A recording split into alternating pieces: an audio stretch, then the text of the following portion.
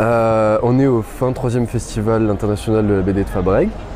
Est-ce que vous pouvez décrire un petit peu votre action sur ce festival Alors avec plaisir, donc ça fait maintenant donc 24 ans que l'association existe. Donc voilà, donc l'association fonctionne notamment une fois par an au cours de ce festival, donc, sur lequel on invite environ entre 30 et 50 auteurs, ça dépend des années, des possibilités géographiques, on va dire. Donc on avait effectivement voilà, Philippe Fenech et Cazeneuve, qui sont les auteurs donc, de cette série des Cops. Les deux dernières que j'avais choisies, c'est simplement parce que ce sont les albums qui racontent et qui retracent la vie de Montpellier. Hop, je rattrape le second en même temps, merci.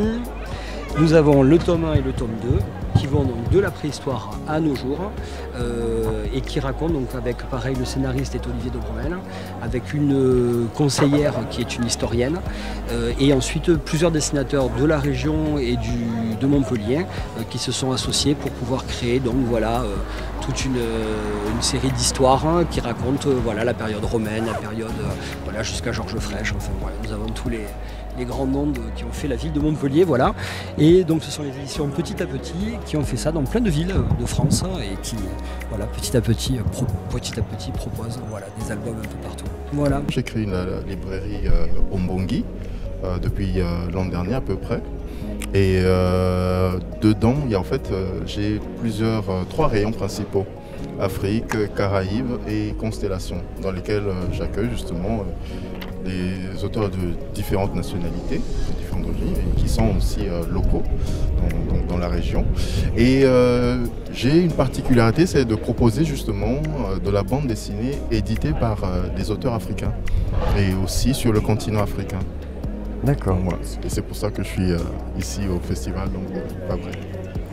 J'ai commencé comme poète, je le suis d'ailleurs encore. Donc j'ai mon premier recueil, je l'ai fait publier en 2014. J'en suis à 4 recueils, mais à côté de ça, je participais à des différentes créations comme ça, collectives, donc avec des associations et tout. Donc voilà, c'est. Okay. Voilà. J'explore aussi d'autres genres littéraires, la nouvelle. J'ai des projets aussi de romans sur lesquels je travaille. Et ça prend une autre énergie par contre. Je me suis lancé donc dans l'entrepreneuriat. J'ai commencé donc une formation avec la CCI, une formation de libraire aussi. Voilà. Et quand je vendais déjà mes livres, à ce moment-là, je me suis dit autant maintenant voilà, travailler tout. Je suis auteur de BD et de livres jeunesse. Alors moi je fais principalement de la bande dessinée indépendante. Je vais bientôt éditer ma première bande dessinée à compte d'éditeur, mais jusqu'à présent je fais de la bande dessinée indépendante. Donc j'ai commencé avec un titre qui s'appelle Fuzzboy. C'était la première BD que j'ai éditée, qui est en 2 tomes, et le 3e est en préparation, sorti je ne sais pas quand, mais voilà. Alors c'est dispo où ? C'est dispo à la librairie Ombongi, sur le site de la librairie Ombongi qui est tenue par Marcel Camille. C'est une librairie en ligne qui sera bientôt une librairie physique, mais pour le moment vous pouvez commander en ligne. Donc tous mes titres ils sont répertoriés, font partie du répertoire de la librairie Ombongi.